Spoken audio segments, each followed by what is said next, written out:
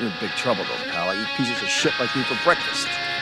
You eat pieces of shit for breakfast? No.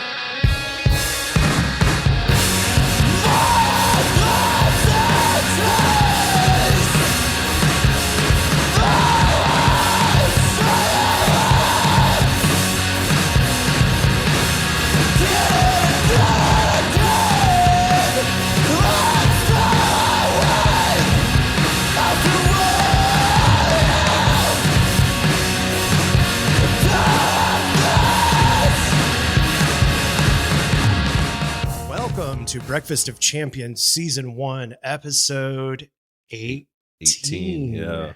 Whew. I don't know if the last episode counts as an episode as much as it was just the live stream. live stream. Yeah, that was. Yeah. I don't know. I have mixed emotions about UFC Noche.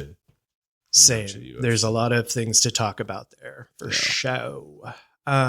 Welcome to Breakfast of Champions. We are a podcast about breakfast foods and violence / combat sports. We obviously just mentioned UFC. So if you've never heard this podcast before, we kind of delve into a little bit of everything, but combat sports meaning sports like UFC or Brazilian Jiu-Jitsu / grappling, or we even take a look at other sports that have violent incidents in them as well. So yes. As always, if you need to holler at us, 682-294-0101 and breakfastofchampspod@gmail.com. We've been blowing up Instagram and TikTok with the jab, and it's going relatively well. We've gotten some good feedback on that, and it's fun. I get to do it with my kids, ripping cards and trying waffles. And yesterday I was sitting out in the sun and just sweating my face off. Oh yeah, I was at work and one of my coworkers was like, "Hey, you guys are live right now," and like started watching the feed and was like, "I'm gonna tell him Parker says what's up." Yeah, I saw that. I was like, "What's up, Parker?" We last talked on the live stream. If you caught us, that was kind of an ordeal. So just a little behind the scenes drama. So we're new to podcasting. We're not new to social media, but we're kind of new to like trying to attract a certain like demographic of people to like, usually with a band, you're just like a wide net, like listen to the music, like it or don't. Yeah. But like with a podcast, it's really hard to get people to invest like 90 minutes a week or like a 4-hour live stream that we did. And the fact that we had like 5 people on there at one point was honestly impressive to me. Me too. So what we've been doing is trying to find a good way to go live without having to like pay for followers or like do anything extra out of our pocket, because we kind of already do way more than anybody probably knows as far as like production or like buying equipment or buying breakfast or how much time we talk about like what it is that we're doing. So we finally got enough YouTube subscribers to go live, which is nice. It was basically I just put a call out there to everybody on social media that was on my personal social media. And I was like, look, we've got 8 subscribers. We need 50. And within 2 days, we hit that 50 mark, which was amazing. It just kind of took a relief. We're like, okay, we can go live on YouTube and have a fight companion. But the crazy thing is like the mobile app and the desktop iOS are just completely different. They don't talk to each other, and there's no real way to contact anybody at YouTube. So every time I would hit the live button on my mobile phone, it was like, you don't have 50 subscribers. And I'm like, but I do. All my friends subscribe. I know Tad was number 51. That's what's up. Thank you, Tad. So long story short, instead of using my mobile phone that shoots 4K video and is like extremely portable and like light, I brought everything I own computer wise up here. And so what you guys didn't see is like the hauling of a second TV and a couple of tables and chairs and an entire desktop computer and all of that stuff, and then trying to make all of our microphones talk to each other and make that live. And so there is a little bit of stuff that goes into it. And so just thank you for those people that allowed us to do this. We're kind of learning on the fly. The very next day after Noche UFC, the mobile app allowed me to go live. So It's like, haha, gotcha. Gotcha. So, yeah, we've got some cool things planned as far as like, what we're going to do going live going forward, and a little bit more focused than just watching straight 4 hours of TV and you guys watching us watch 4 hours of TV, which, I mean, isn't that what YouTube's for? Is to Yeah, be for voyeuristic and watch people do things. agreed. But thank you for any of you that tuned into Noche UFC. I know your lady tuned in, my lady tuned in, Brian tuned in. Yeah. Just thank you. I'm pretty sure Aiden, Tad. Yeah. I'm pretty sure Tad. So we've got some was friends on that are diehards that tuned into us, and we just want to say a huge shout out, huge thank you, because it would feel really shitty to sit there and talk to 0 people for 4 hours. The Baja Blaster did not tune in. Oh, what a bitch! I think he was working the whole time. Well, He'll catch it on all 4 hours of it later. yeah. I mean, it lives in perpetuity on YouTube. So if you want to see Parker in a Trump-a-meania tank top, Oh man, that's my new favorite shirt. I almost wore it up here today. that's hilarious. Parker surprised me this morning with a little gift bag of breakfast. We didn't really talk about anything today for today's breakfast segment, but he walked in with this huge sack of tacos and glass bottled coffee lattes. So thank you. So this is Show us what you got. Yeah. So we got Cafecito, which is a little spot here in Fort Worth. Started as a food truck. Now they got a little brick and mortar in the Fort Worth, what is it, Food Hall, I think is what it's called. Yep. Over here on 8th Avenue. And this came highly recommended by our friend Joe from Panther City Palette. Go follow him on Instagram. We also need to get that dude on the show. He knows a thing or two about breakfast food and violence. I've seen him do his judo throws and jujitsu class. Oh yeah. So he had been talking this place up, and so we're finally trying it. We got some potato and egg tacos, and we've also got egg and chorizo tacos. With a breakfast taco, are you a corn tortilla guy or a flour tortilla guy? I like a flour tortilla on a breakfast taco only. I'm the same way. Corn tortillas go on regular tacos. I went corn tortilla with these because Cafecito is known for their pink corn tortillas. Oh, that's right. Yeah. So these are corn tortillas instead of flour. Interesting. Okay. And then we also got the cold brew, which is Cafecito, but Ostara coffee roasters from here in Fort Worth are the ones who make it, and they put it in a glass bottle, so it's like reusable. It's cute looking. It's dairy free, and it's got like some brown sugar and cinnamon and vanilla. It's really good. Yeah, I'm super excited to dive into all of this. And then we've also got green salsa and looks like an orange salsa, so maybe a habanero. Nuclear. Yeah, I don't know. I'm excited about all of it. Fallout 4 salsa. I went to bed at 3:30 hungry, and I woke up at 8 hungry. Oh, I caught it. Good I catch. caught it. We're athletes. Mm-hmm. I just opened up and tried the latte while Parker's unpacking that taco. Normally, I'm not a huge fan of a bottled mixed drink.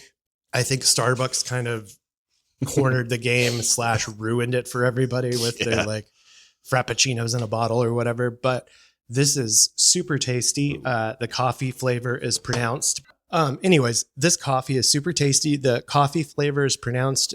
It's not super sweet. And like Parker said, it is dairy free. So there's not a whole lot of like feeling dairy lactic acid going on in there. It's just some oat milk and some spices and some vanilla. It does have sort of that Hispanic coffee flavor to it, that Latino coffee flavor that has like the cinnamon and brown sugar type of a flavor to it. But the flavors are really balanced. It's a light coffee, very good for the morning time. I would definitely have that in the morning. It's so good. Yeah, that is solid as fuck. Everything that Renee said, very true.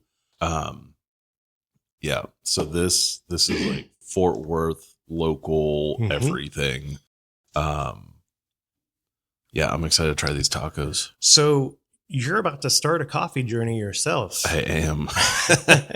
I'm going from working late nights to early mornings, and I've never worked in coffee like fully. Mhm. Like everyone around me has. Everyone in Unspell worked at Avoca. My wife worked at Avoca. All of my friends have worked in coffee. When I was at Spiral, we had a few different espresso machines. We had probably my favorite that we had was this like little La Marzico espresso machine, and I loved using that. So it was all manual and all that. So, but now I'm going to the dark side. the dark side of coffee, the dark roast of coffee. But they made me an offer I couldn't refuse. So. Yeah, you got to join the dark side sometimes But yeah, so to get that Skrilla. Got to do what you got to do. Take care of your family, man. Yeah. So everything you're about to go through, I've already done. So that's why I'm kind of like, I'm just like, I remember that. And so I was just thinking about like some tips to like, if you ever go through the quote unquote black apron ceremony, I've got some tips for you on that. So basically you're going to have to learn as much as you can about coffee, but there is some certain like ways that you can pair coffee. And one of my favorite ways that this is a little insider baseball. If anybody wants to, this is really super nerdy, but I like the nerdy shit. A lot of times what people do whenever they go through their black apron ceremony is they pick things that are at the store so they don't have to like go out of their way to prepare or fix, because one of the tests, quote unquote, that you're doing whenever you're going through the ceremony is you're picking out a certain coffee and presenting it to others. And then you're telling them about the coffee. And then to show that you understand that coffee, you're going to prepare some sort of pairing. And so go out of your way to like have fun with those pairings, because a lot of the times, I know. Yeah. That's what I mean. That's what I know is going to be fun for you. I love doing that shit. One time I paired like this one coffee. I actually roasted nuts and some vegetables and olive oil and different spices that were hitting some of the tasting notes in the coffee. And that whenever I went through my ceremony, they were like, this is the first time someone didn't just bring like lemon pound cake and like pair it with like, you know what I mean? So like, just, I just know like my very first job ever in time was at the coffee beanery inside the Hewlin Mall. Yeah. And then I worked at Starbucks for 6 years. And then I worked at Avoca for 4 years. And then I worked at Gold Tree Coffee for about 1.5 years. So everything that you're about to do, like, I'm kind of like jealous that you're getting to do it all over again. Cause like, after you've done it for so many years, like you could ask anybody about Avoca, like you get like bitter and kind of like burnt out and kind of, you're everything. Like over, but like that first part of falling in love with coffee and like learning about the different methods and farms and like being able to like dial in coffee and taste it properly. And it's fun. It's cool. I'm super excited for that. I'm excited for you. This coffee is really great. Use Ostara. That is over off Broadway here in Fort Worth. So like you said, we like to champion the small and we also like to champion the local. And so if you're over off Broadway, that's where Ostara Coffee Roasters is. And Cafecito's over here, over off of the corner of like, let's say Magnolia and 8th. In between Magnolia and Rosedale on 8th. It's right next to the hot yoga studio. And Chiba. I hit it right as the hot yoga studio was filling up. Lots of moms and Teslas that don't know how parking lots work. Shout out. Let your Tesla drive for you, please. Man, that's good. It's really good. Also, Ostara, it's addicting. I'm pretty sure Eder works there or did work there. I think Eder's worked at every coffee shop. Yeah, I think he like picks up shifts there. I don't know. I haven't talked to him in depth about it, but yeah, maybe Eder touched this coffee in some way. I mean, I wouldn't be surprised with how good it is. Yeah. Let's see here. I've got a papas con huevo, and I've also got a nondescript. So That should be the chorizo. Yeah. Chorizo. Yeah, I'm going to go ahead and take a dive in. yeah, go for it. They also have acai bowls. They've got a bunch of different ones to choose from. Some that are just like fruit bowls with protein powder and all kinds of other stuff. So yeah, they're yeah. They have a very large menu. They're open. Oh, what are their hours? I just looked at it, but I want to say it was like 6 to 3 or something. They close kind of early, but they've got lots of breakfast stuff, lots of lunch stuff. Honestly, it was kind of hard placing this order because I wanted to order everything. So I was on the fence about doing chorizo because sometimes chorizo can be really good and sometimes it's kind of okay. Sometimes it's a little too heavy. The only time I don't like chorizo is whenever it's like super greasy and you haven't like had enough eggs to sop up the grease and stuff, and it's just like sitting in its own. And that's grease. Sometimes just too much for me in the morning. So like, but again, this came so highly recommended. I was like, I gotta go for it. First bite. You put some salsa verde on that. Or I sure did. thoughts? As with a mouthful. That is a solid breakfast taco. The first thing I can taste is, but that is a homemade tortilla for sure. Yep. There's nothing quite like the taste of a homemade tortilla, especially fresh in the morning. Just that hint of corn that hits you right off the top with that tortilla. This also has potato and egg in it as well. So I thought I took a bite of the wrong one. I was like, hey, wait a minute. I thought this was supposed to have chorizo. This takes some time to develop flavor wise. At first you're just like, that's plain. And then you start chewing through it and you're like, oh, there it is. There it is. There it is. The salsa is not very spicy, but good. Flavorful. I'm going with the orange salsa on mine, which I put it straight on there instead of dipping. So we'll see. Yeah, I did the same. If it comes back to haunt me, because normally when I see orange, I think habanero, but they only have these two salsas to choose from. So I'm assuming it's probably not a butt burner, but we'll see. Parker's getting into it. Sorry, we're enjoying. I think this is probably my favorite breakfast taco. Yeah. Holy crap. This is so good. Yeah.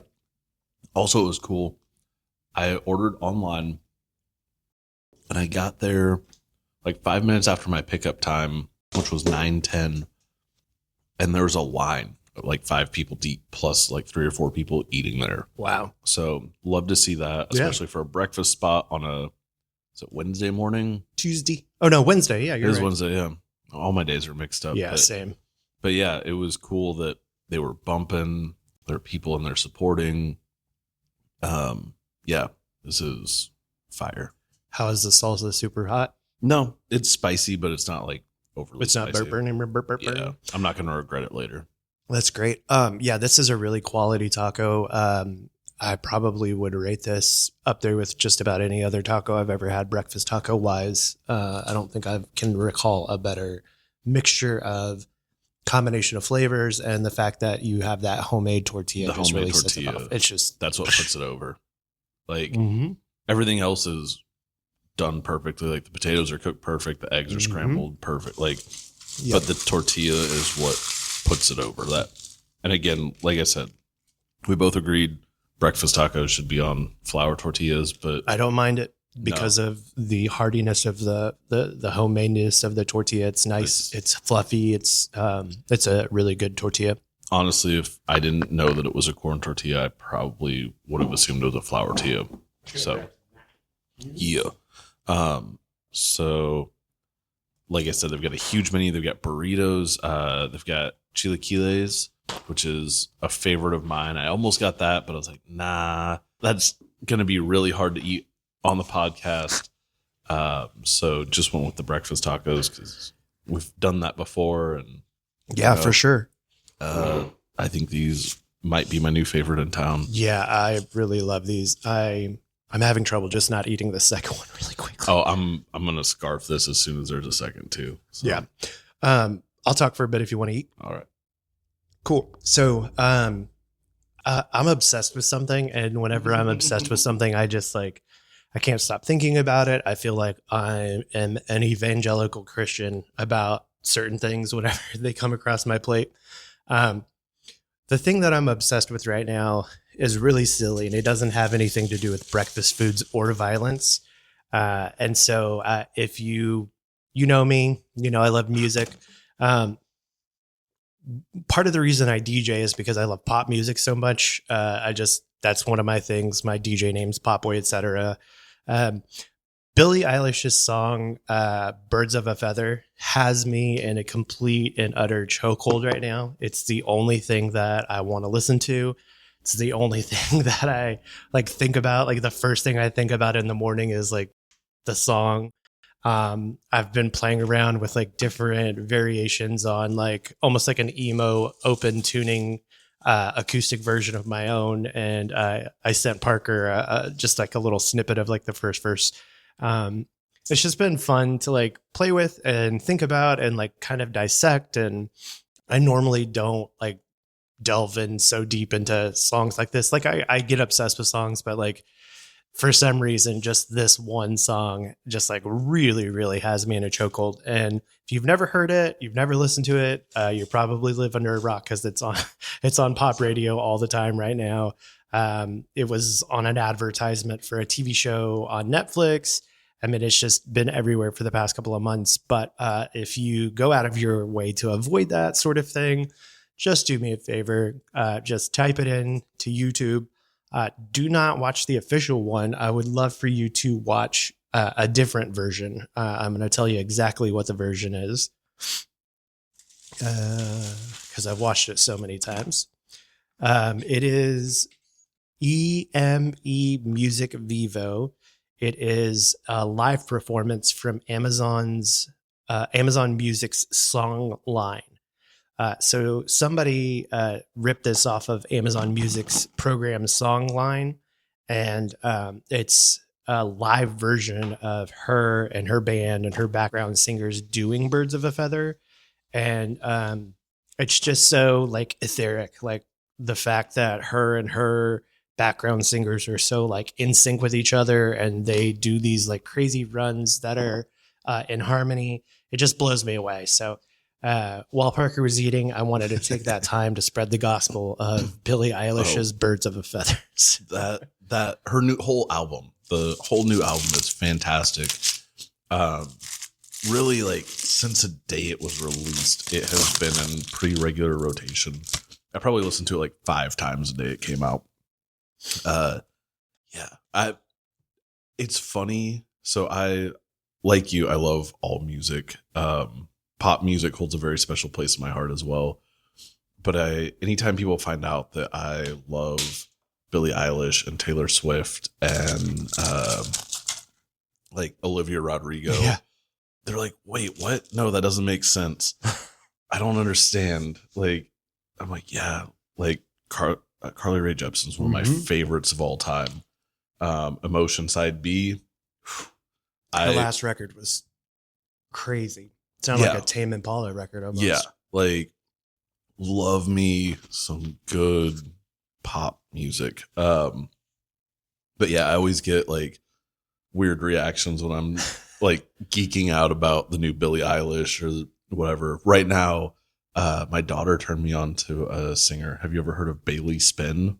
I don't think so, no. Bailey Spin is a YouTuber. Okay. And she started making music. And the music sounds like if Avril Lavigne fronted My Chemical Romance. But with... I don't even know if that's right. Like it's like Avril Lavigne, My Chemical Romance, Paramore, and Olivia Rodrigo. Oh, wow. And like this girl has over 1 million followers on like TikTok and YouTube and all this. and she's going on her first full U.S. tour in November, and she's playing Dallas at Three Links. So it's going to be my daughter's first like concert. She's been to hardcore shows and stuff, but she's 10, and I told her, I was like, yeah, we're going to go. And she's like, what? I was like, yeah, and it's at Three Links. So this isn't like going to see Olivia Rodrigo at like a giant place where you're sitting in the nosebleeds watching it on TV. Like, for those of you listening who are not from DFW, who do not know what Three Links is, it's a kind of small bar in Deep Ellum. I've seen some cool shows there, like cool bands play there. We've played there. Yeah, I'm thinking capacity there is probably like 150. Yeah. So yeah, that's gonna be my daughter's first like concert. That's so fun. And she's so excited. She's like, "Are we gonna get to meet her?" I was like, "Probably," because there is a green room, but it's such a small, intimate space. But also, sorry, we're going down pop music. We're good. I found this artist day before yesterday. Okay. That's the artist name, Day Before Yesterday? Her name is Sydney Sprague. All these names I've never heard. Sydney Sprague. Dude, I'm sending you this album right now so I don't forget because it's so good. I found it Monday night when I was closing because I had the last like 2 hours of my shift from like 11 p.m. to 1 a.m. is all just like admin stuff and then like running trash across downtown.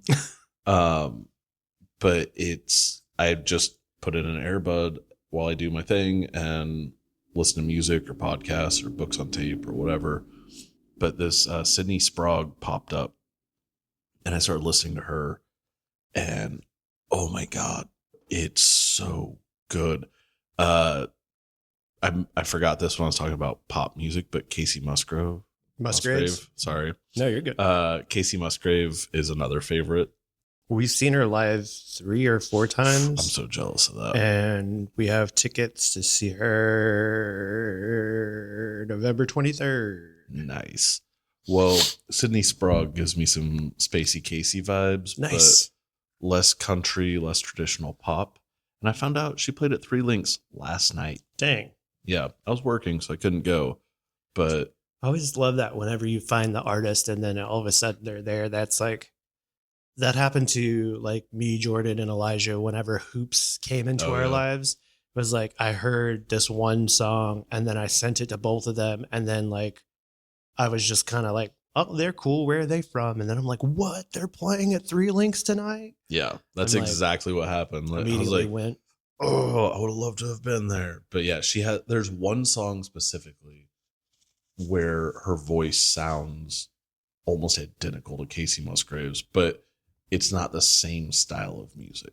Interesting. And the tour she did was actually sponsored by Emo Night Brooklyn. Oh, okay. So just to kind of There's probably some ties behind the scenes there, like production wise or label wise, or she's been around for a little while. I've listened to some of her other albums and they're all really good. They're like very pretty pop music, upbeat pop music. But the lyrical content can get pretty dark. Like the name of the album that I just sent you is Somebody in Hell Loves You. Oh, well, that's not super dark. And her album before that was Maybe I Will See You at the End of the World, and it's like a post-apocalyptic, apocalyptic. She also some features on the album I sent you. Kissippy. Okay. Kevin Devine. I feel like there's another good one in there too. Pool Kids. Just to kind of give you an idea of her vibe. But yeah. If you are into any of the music we've been talking about, go check that out. Yeah, check it out. So we wanted to talk a little bit about now that we've like had our feelings settle and we've heard some explanations and some things kind of about our reaction to the event that happened on Saturday, Noche UFC. If you watched the jab at all yesterday, you will now know that Sean O'Malley has had a torn labrum in his hip for the past 10 weeks. And I feel duped. Yeah. I just feel like Like, he should have done the due diligence to like not let it get this far to the point where it's like, obviously there's a point of no return whenever it comes to like production and marketing and all of that sort of thing. But 10 weeks ago seems like a pretty long time ago. 10 weeks ago, it could have been like, hey, I'm not going to put on a good fight. Instead of making people think that I forgot how to fight, maybe I should pull out. Yeah. And then the nonchalant, like, yeah, I'm just going to have surgery on October 3rd. And then I'm not going to be in the UFC for like 9 to 10 months, possibly up to a year. Like I said yesterday on the jab, if I was Dana White, I'd be pissed off. Yeah, absolutely. Like, spent $20 million of your own money to build a card around your quote unquote, biggest draw or biggest name. I mean, I can think of 3 or 4 other fights that are happening within the vicinity of this fight that could have replaced that fight as the main event. You've got Max Holloway, Ilia Topuria coming up. You could have easily slotted that in there instead. Alex Pereira and Khalil Roundtree's coming up. I mean, he's already saved your ass 3 or 4 times this year. Throw him in there and let him save you again. I mean, he's clearly in his prime. He's clearly doesn't have a torn labrum in his hip. It really pissed me off when I heard that. It pissed me off how he handled the situation and how nonchalant he was about it. Yeah. At the end of the day, he gets paid no matter what. So, yeah. So, I didn't put on a good show for all the people who paid all this money for it. Yeah. But whatever. I still got paid. I guess it sucks because like for me, $80 is a lot of money. Yeah. And for Sean O'Malley, it just seems like it doesn't matter. He, like you said, he got paid. And then, so I watched the post-fight press conference because Tuesday nights, if you're not watching Dana White Contender Series post-fight press conference, you're not getting kind of like the real dirt. Kevin Iole asked him about him lying to the commission about not disclosing his injury. Dana White was just like, yeah, he straight up lied to us. He told us he was good to go and he wasn't good to go. He's like, how does a doctor check specifically for a torn labrum in your hip if you don't tell us that you got something going on? So, yeah, I don't know. And we talked about this during the live. We talked about it leading up. I think they did a huge disservice by not putting any sort of heavyweight fight on there. Yeah. The whole event wasn't necessarily exciting. Like, we got to see a lot of good wrestling and grappling, and that's cool. But for an event of this size, it would have been cool to have at least a couple fights that ended in knockout or didn't go even a submission, like a second or third round submission would have been cool. Instead of having to sit through every round and it be decision. Yeah. Like it for how built up it was, it seemed like everyone was playing it very safe and very like, let's just get through this. And I haven't watched a whole, like, honestly, this is probably my first UFC pay-per-view to watch live. And it was kind of a bummer. Yeah. I don't know. I've seen some people who like loved it. And those are more the guys I know who are like BJJ and wrestling purists. And they loved seeing all of that. And I like seeing that stuff too. But again, for a pay-per-view, I want to see the kind of action I'm seeing in the Contender Series every week for free. Yeah. Better action on the Contender Series. I love the Contender Series. Like, that is so cool to me because it is just like, put it all out there and go for it. Where then you get your Sean O'Malley. So you're like, yeah, I've already made it. I'm going to get paid whatever. I'll just phone it in.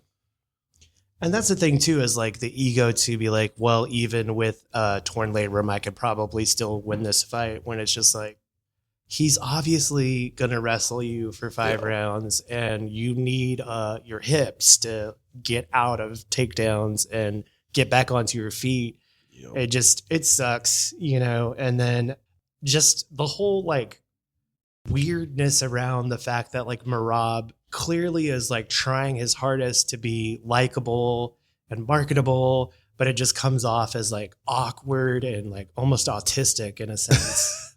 I mean, I assume pretty much everyone in the UFC, if you're at that level of a combat sport, you're probably somewhere on the spectrum. Yeah, for sure. But like kissing him on the back and like he was putting on a show. Like, but that's the thing is like, we don't want to see that show. I mean, that was probably the most entertaining part of the entire night was him bouncing around, him like being a weirdo. He to me, it felt like he was doing a coked out Connor impersonation. Yeah. Which, Someone who like, it's Chat GPT's version of Connor. Exactly. It's like, hey, AI, here's everything Connor that goes into Conor McGregor. Will you make that for me? And then you get Merab. Yeah. And like, I honestly, after that fight, I liked him a lot more than I did going into it because it was so weird. Yeah. And also the gas tank on that dude is insane. Crazy. Just yeah. bouncing Cardio for around. days, Like for sure. 5th round, he is bouncing around fresh as he was in the first round. So like he earned it. He went out there. I think that if Sean O'Malley wouldn't have had that hip injury and could have fought at 100%, it would have been a very different fight. Yeah. But I still think that Merab would have given him a run for his money. I agree. I don't think that Sean had any answer for the game plan of a non-stationary opponent. Yeah. You know what I mean? Just like the constant bouncing around, the shaking of his hands and his head and just changing levels and just constantly being everywhere other than just right in front of you to hit. So you could tell kind of in the 4th round, he's just like intently trying to figure out where to send his punches. And it wasn't until the 5th round till you basically go, it's just like basketball or like football. Like if you're guarding somebody, you want to watch their waist. Watch the hips. And they're, so it's all in the it's hips. all in the hips. And so whenever he kicked him to the middle of the body, because it's like, that's the only stationary thing you got, he hurt him. Yeah. And then it was too little too late. So I think personally, the biggest win out of Noche UFC was probably Diego Lopez. Yeah, absolutely. Yeah, I think that guy came out. I mean, he was ranked 12th, and now he has taken Brian Ortega's 3rd spot. So he has leapfrogged a bunch of people. I think that him going in there immediately and cornering Alexa Grasso brought his face and more attention to him after he just had a great performance. And so I think, as I look back on some of the more impressive pieces of the night that weren't the Sphere and weren't production, Diego Lopez is kind of, to me, the star of the night. The other thing I was disappointed in is just, I guess, the fact, like you said, we didn't have any sort of like great, huge knockouts, but I also felt like there could have been more fights. There could have been at least 2 more fights on either end of the card. It felt like we paid a lot of money for 4 or 5 fights. But, it lasted until 1 a.m. Like, oh, no, Yeah. no doubt. like they could have added 2 more fights if they would have been heavy hitters that didn't go all 15. And that's kind of what I wanted. I want a couple of cans mixed into the prelim and then the main card. Yeah. So that way you could be like, oh, they slept that dude. So that way it's less like, okay, 25 minutes later, we're still grappling. Exactly. I mean? And just it needed more excitement besides just what was going on the Sphere screen, which the production on that was cool. I'm sure it would have been amazing to be there and see it. Like, it was cool on TV, but it didn't translate probably the way it did in person. Like, looking back at it, I'm just like, man, I bet that shit was so cool seeing that. I did enjoy the storyline, though. I've actually gone back and taken a look at some of that stuff. Monday, I was teaching music, and that was actual Mexican Independence Day. And so I always try to do history along with music. And so I was talking to the kids. I was like, listen, this Mexican independence happened like 300 years ago. What do you think music was like back then? And they were like, they didn't have music, or, you know what I mean? And so I actually played them like a couple of songs that the revolutionaries were listening to, and the hymn of the national anthem of Mexico that they developed after that revolution. And so they were just like, what? You know what I mean? And so blew their little minds. What's crazy is like, I think the UFC did a great job as far as like celebrating Mexican independence. They did a really good job of like talking about colonialism, showing Hidalgo ringing the bell, talking about El Grito, talking about the ofrenda and all of the Day of the Dead stuff. I think that was great. I just wish that, like I said, I think that maybe if they had an intermission and had those parts maybe all together. Yes. As opposed to like fight, movie, if they may have done it in between the prelims and the main event. So that way there was more the ability more to show the atmosphere Yeah. and not necessarily like, we've got 60 seconds to show it to you before we get ready to throw it to this other fight. Kendrick Lamar was not in attendance. I've seen so much stuff about this on the internet. He was not there. Yeah. That was Terrence Bud Crawford. So, yeah, that's hilarious. Terrence Bud Crawford Lamar. We were watching it live, and when we were like, no. And then I actually went back and watched the press conference, and Dana was like, he did kind of look like Kendrick Lamar. I saw that, yeah. Honest mistake. Yeah. Honest mistake. What's crazy, though, is Kendrick Lamar's performing at halftime this year at the Super Bowl.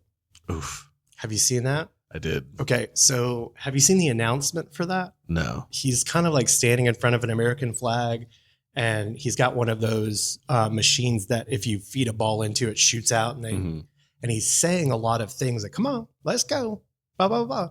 Well, there's actually a video that breaks down how the announcement for the halftime show is actually just an extended diss to Drake even more. I figured it probably was, but that's amazing. So like almost everything he does and says in the announcement for the halftime performance is basically like dissing Drake one more time. Like, yes, awesome. Love it.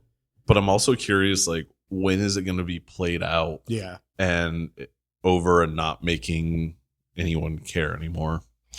Yeah. Like, when it was heated. Probably after halftime. Yeah. We'll see. We'll be like, okay, not like us for the millionth time. Yeah. Like, Wah. it's all been so good, but I also had kind of forgotten about it until the Kendrick Lamar flub on UFC. I was like, oh, yeah. And are they still like going at it? Has Drake released anything else, or is it just Kendrick? He released like this secret thing called 100 Gigs. It's like a 3-song EP, but it had nothing to do with Kendrick, I don't think. No. I've kind of tuned out. To be honest with you, the Big 3 brunch that I did and all of the preparation that I did for that kind of burned me out.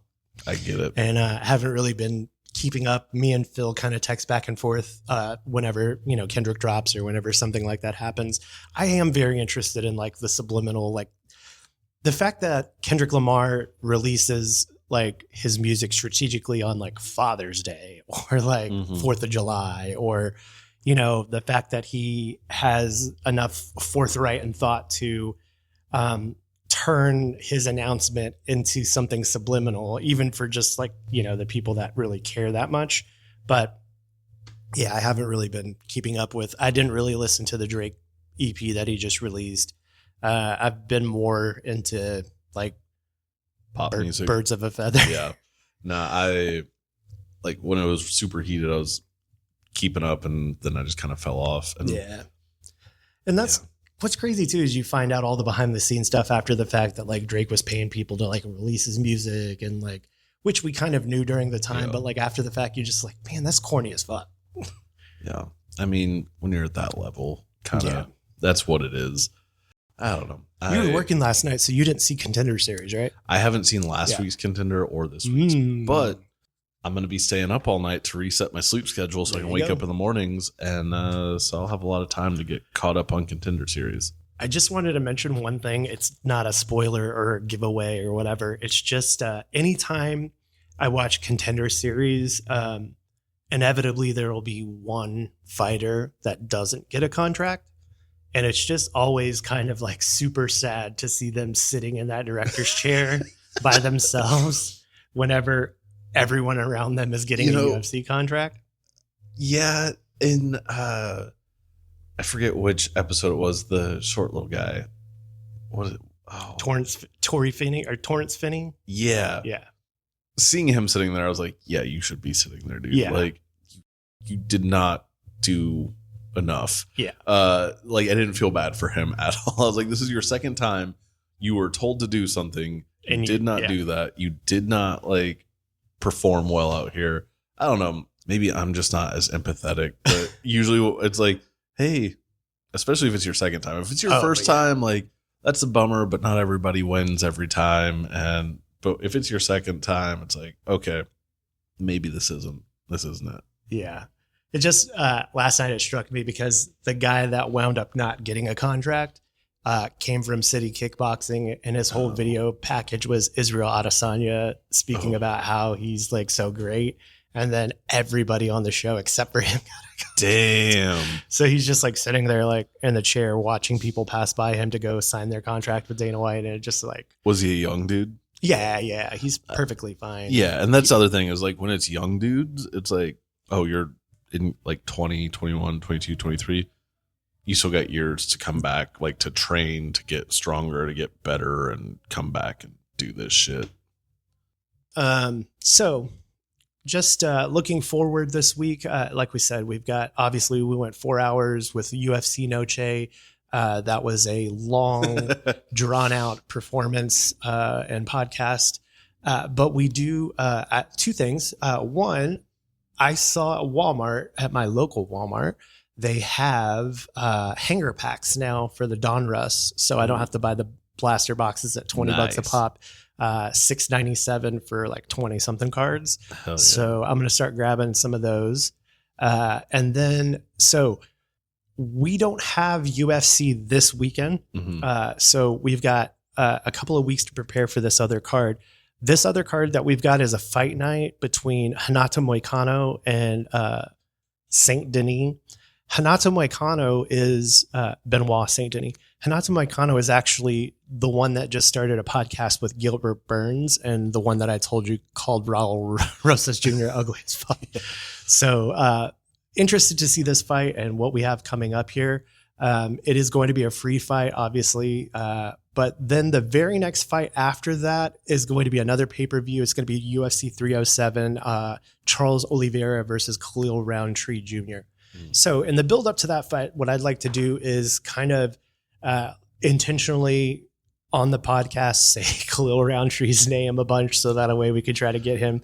If you know Khalil Roundtree, give him a holler and tell him to, we'd like to get him on the podcast. Just a quick 5-minute Zoom to ask what he eats for breakfast and that sort of thing.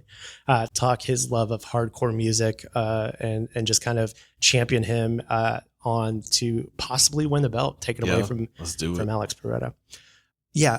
So we've got a couple of weeks with we've got a week with no fights. So we've got 2 weeks. So I was thinking within the next time that we meet, maybe we could do that iceberg conspiracy that we talked about.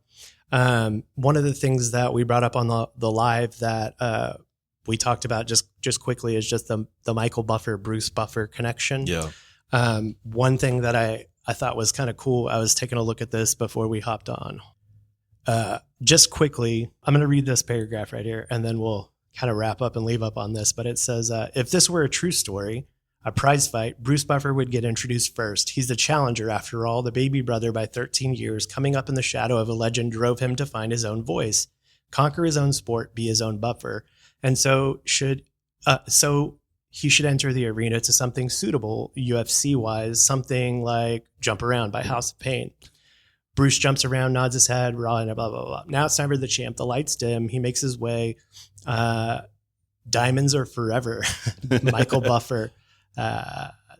Basically, it's just this thing. It says, two brothers who scaled different peaks at the same range. Michael in boxing, Bruce in UFC, a pair of mountain goats. The full story, though, is more like a great American saga. Not quite rags to riches, but close enough, filled with money, guns, fights, foster homes, family mysteries, global plagues, cancerous tumors, Dana White, Donald Trump, James Bond, beer, bourbon, and celebrity poker. Damn. So if the Buffers' lives were a movie script, it would come back with a note to tone it down about 25%. Yet every word is true. So yeah, that's kind of, we talked about last time. There was kind of some controversy with Michael Buffer's name, and he had joined the military and they sorted his name out, and then he got into announcing, and then his family basically saw him on TV, and his dad was like, Bruce, this is your half brother. That's my boy. Yeah. And so Bruce actually was Michael's manager before he decided to get into announcing himself. Okay. So the two biggest names in like fight announcing, Michael Buffer with the Let's Get Ready to Rumble in boxing, and then the It's Time by Bruce Buffer in the UFC. Just they didn't know that they were brothers until they were both adults. So that's a very cool story that, like, you know, if you're not in the combat sports world, you still might know, let's get ready to rumble. Yeah, and just like, sure. so that's part of that whole thing that we want to talk about. So next week, we're going to kind of prepare, get into that, and then we'll come back to you with some fun UFC/MMA conspiracy iceberg stuff. Yeah, let's wrap up. You going to have a good day? Last day? Last day, 5:30 so to proud of you. 1:30. Here we go. This is it. All right. Everybody out there, hope you have a good week. If you want to give us a call, 682-294-0101 or breakfastofchampspod@gmail.com. Take care, everybody. Have a good week. Bye. Bye.